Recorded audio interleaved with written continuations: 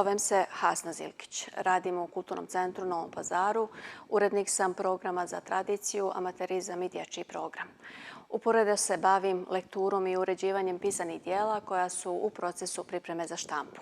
Osim toga, radila sam 1 godinu u izdavačkoj kući El Kelimeh. Također bila sam saradnik Zavoda za udžbenike u Beogradu i Zavoda za vrednovanje kvaliteta obrazovanja i vaspitanja dugi niz godina, tako da sam prošla tu jednu dobru školu, hajde tako kažem, obuke za lektora i urednika. Pišem, objavljujem svoje radove iz oblasti novinarstva, u posljednje vrijeme sve češće i u oblasti nauke.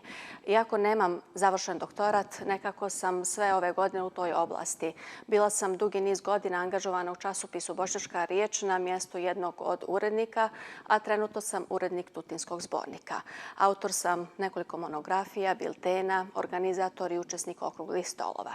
U okviru Kulturnog centra, kada je moj angažman u pitanju, izdvojila bih Festival stvaralaštva mladih, gdje sam od 2009. godine, od njegovog početka, dakle, u ime institucije zadužena za organizaciju i realizaciju kao glavni koordinator festivala. Koliko je za mene važan posao kojim se bavim? Pa, veoma mi je važan. U trenutku kada sam nakon studija uzela diplomu u ruke, shvatila sam nema više mentora, sad si sama i nema grešaka.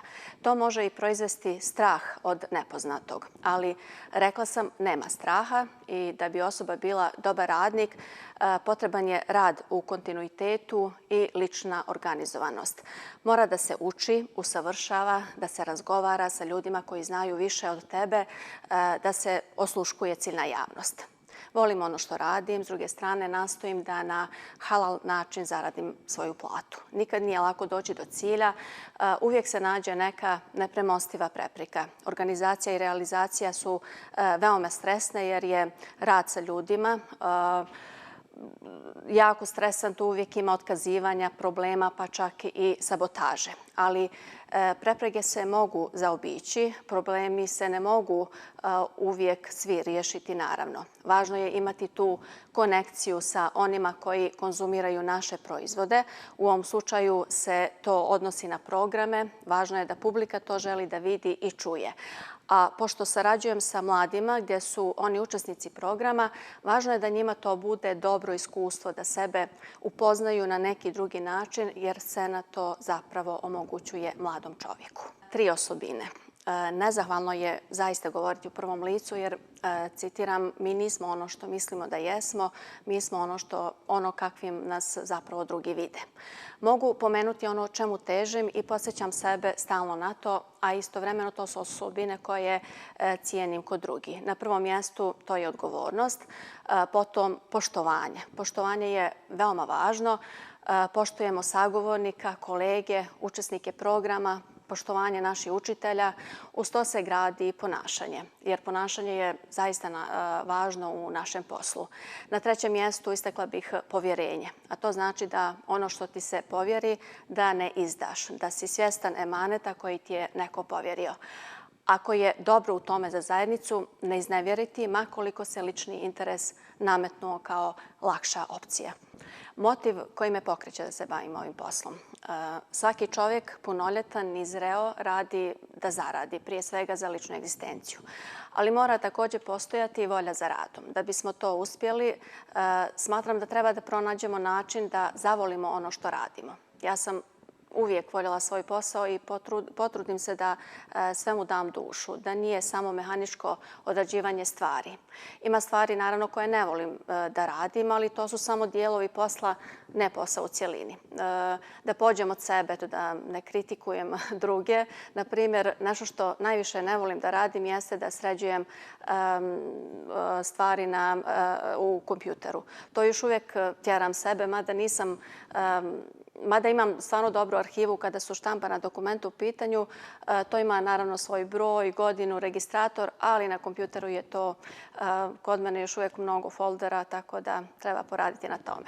Mislim Mislim da se ta granica muško-ženski poslovi sve više briše.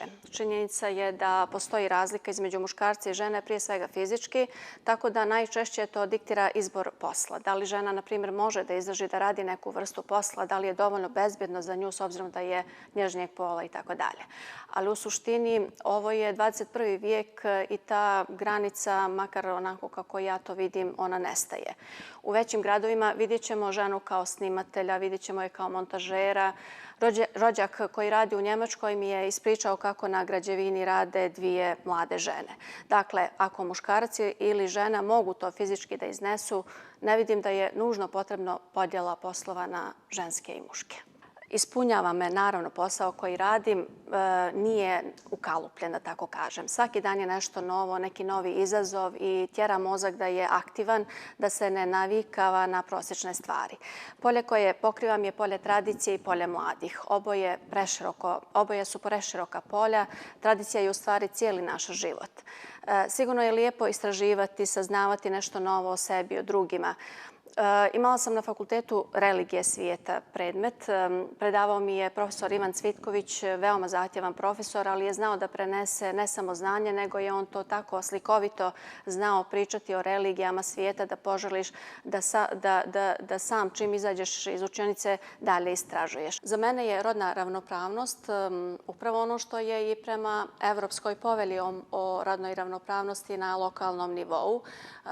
Dakle, rodna ravnopravnost predstavlja da u jednom društvu, zajednici ili organizaciji postoje jednake mogućnosti za žene, muškarce i osobe drugačijih rodnih identiteta da doprinose kulturnom, političkom, ekonomskom i socijalnom napretku, kao i da imaju jednake mogućnosti da uživaju sve koristi i dobrobiti od napretka jedne zajednice. Urbanistički, ako može, zaobišla bih da ga komentarišem s te strane. Ono što želim da kažem jeste da grad čine institucije i ljudi. Šta nam zapravo treba? Treba nam još mnogo muke i truda da steknemo svijest o profesionalizmu, profesionalnom pristupu prema svim društvenim pitanjima.